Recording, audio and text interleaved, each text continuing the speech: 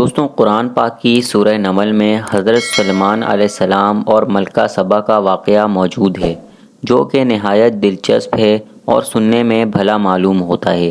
حضرت سلیمان علیہ السلام بنی اسرائیل کے جلیل القدر بادشاہ تھے اور نبی بھی تھے۔ آپ کی حکومت انسانوں کے علاوہ جنوں، پرندوں اور جانوروں پر بھی تھی۔ ایک دن ہدہد کے ذریعے، جو کہ ایک پرندہ ہے، حضرت سلیمان علیہ السلام کو یمن کی ملکہ سبا کے متعلق ایک اطلاع ملی، جو سورج پرست تھی، یعنی سورج کو پوجتی تھی۔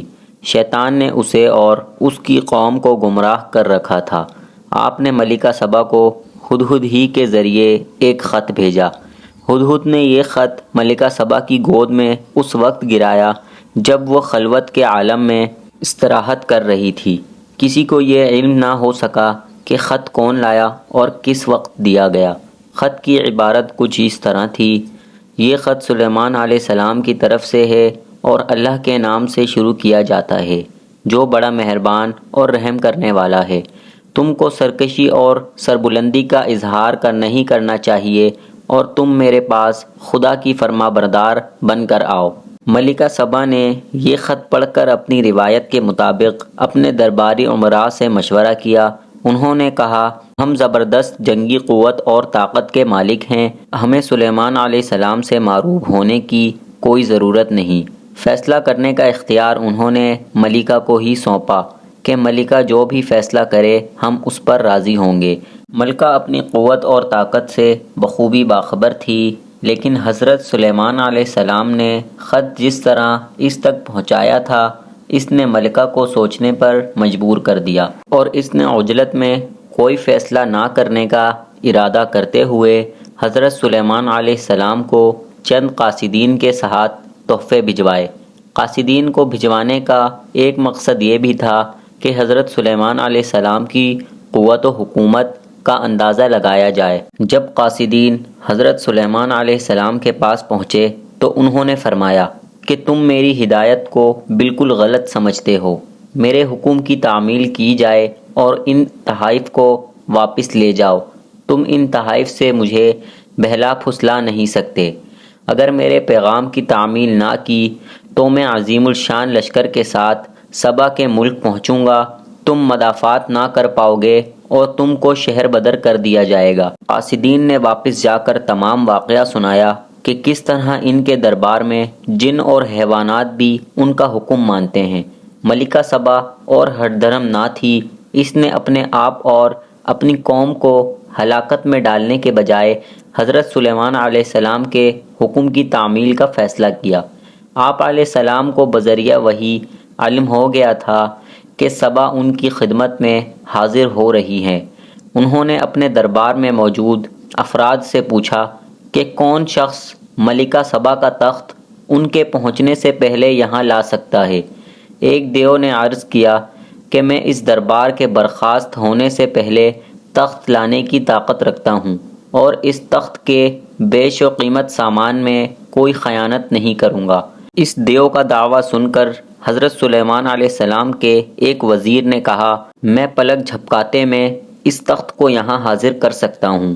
چنانچہ حضرت سلیمان علیہ السلام نے رخ مبارک پھیر کر دیکھا تو ملکہ سبا کے تخت کو موجود پایا۔ آپ نے فرمایا، یہ میرے پروردگار کا فضل و کرم ہے کہ وہ مجھ کو آزماتا ہے کہ میں اس کا فرما بردار بنتا ہوں یا نافرمان۔ اور حقیقت تو یہ ہے کہ جو شخص اس کا شکر گزار ہوتا ہے وہ دراصل اپنی ہی ذات کو نفع پہنچاتا ہے، اور جو نافرمانی کرتا ہے تو خدا اس کی نافرمانی سے بے پرواہ اور بزرگ تر ہے۔ وہ اس کا وبال خود نافرمانی کرنے والے پر پڑتا ہے۔ اللہ تعالیٰ کا شکر ادا کرنے کے بعد آپ نے اس تخت کی حیات تبدیل کرنے کا حکم دیا اور فرمایا کہ میں دیکھنا چاہتا ہوں کہ ملکہ سبا اسے دیکھ کر حقیقت کی طرف مائل ہوتی ہے یا نہیں۔ کچھ عرصے بعد ملکہ سبا آپ کی خدمت میں پہنچ گئی۔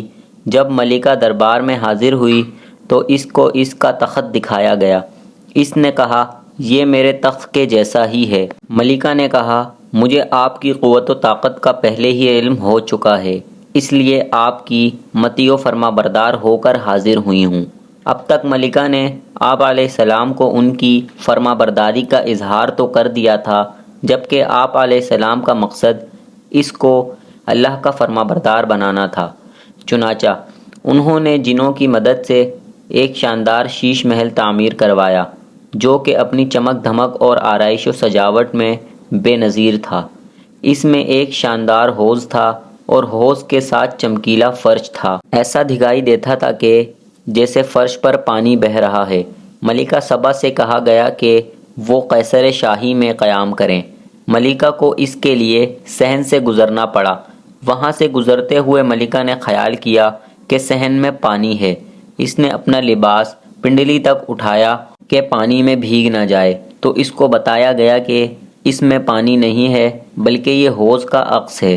ایسی کئی چیزوں سے اسے احساس دلایا گیا کہ یہ چیزیں اصل میں حضرت سلیمان علیہ السلام کو کسی اور ہستی کی طرف سے عنایت کردہ ہیں، اور حضرت سلیمان علیہ السلام اس ہستی کو پہچاننے اور تسلیم کرنے کی دعوت دے رہے ہیں۔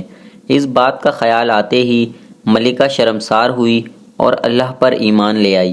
اسلام قبول کر لینے کے بعد حضرت سلیمان علیہ السلام نے اس سے نکاح کر لیا اور بعد میں اس کو اپنے ملک جانے اور حکومت کرنے کی اجازت عطا کی، اور بعد ازاں اس سے وقتاً فوقتاً ملاقات فرماتے تھے۔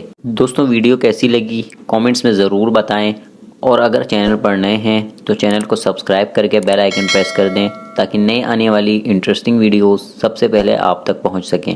اللہ حافظ۔